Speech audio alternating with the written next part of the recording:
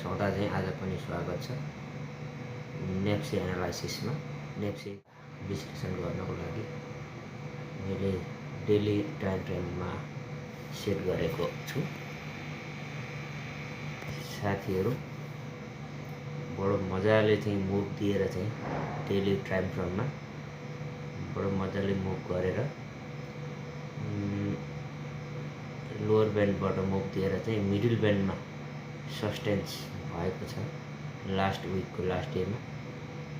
अब यो बढेर चाहिँ अप्पर ब्यान्ड ब्रेक गरेर माथि नै सस्टेन हुन सकेको खण्डमा मार्केट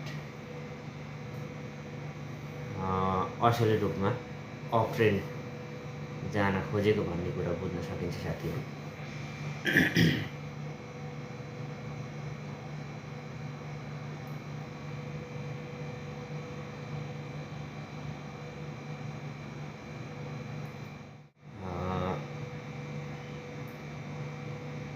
नेप्सी ट्रेडिङमा भएको फिचरहरू युज गरेर हेरौँ। हेरौँ साथीहरू, सपोर्ट र रेसिडेन्स देखाएको छ, हेर्नु होला।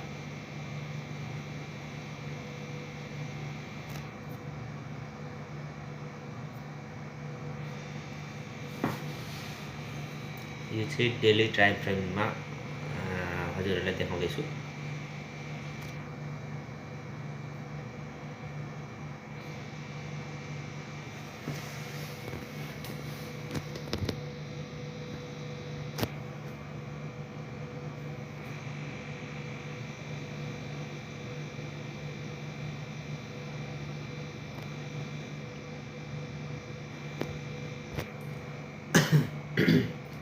अब साथीहरू, अब विकलीमा जाउँ।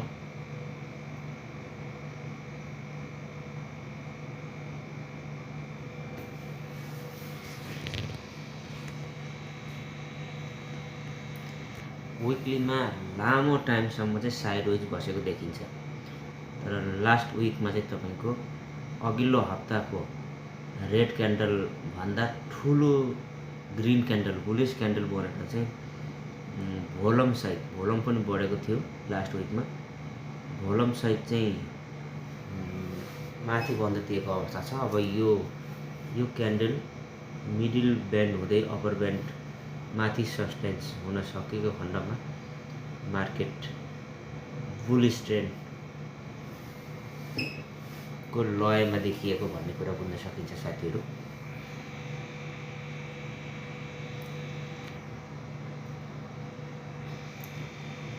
यसमा भएको फिचरहरू युज गरेर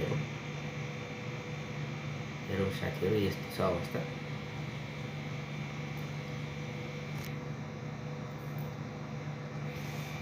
चार्ट हेर्दा चाहिँ पोजिटिभ हुन खोजेको हो कि बजार भन्ने देखिन्छ।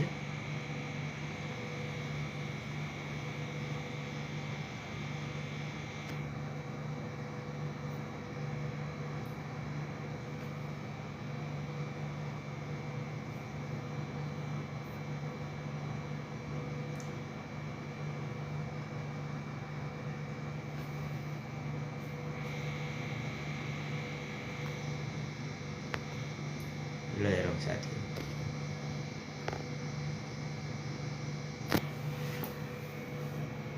साथीहरू, यहाँहरूलाई आजको भिडियो यति नै। अर्को भिडियोमा फेरि भेट्ने बाचा गर्दै अन्त्यमा साथीहरू यो भिडियोलाई लाइक शेयर कमेन्ट गरिदिनु होला र सब्सक्राइब गर्न नभुल्नु होला भन्दै बिदा हुन चाहन्छु। धन्यवाद।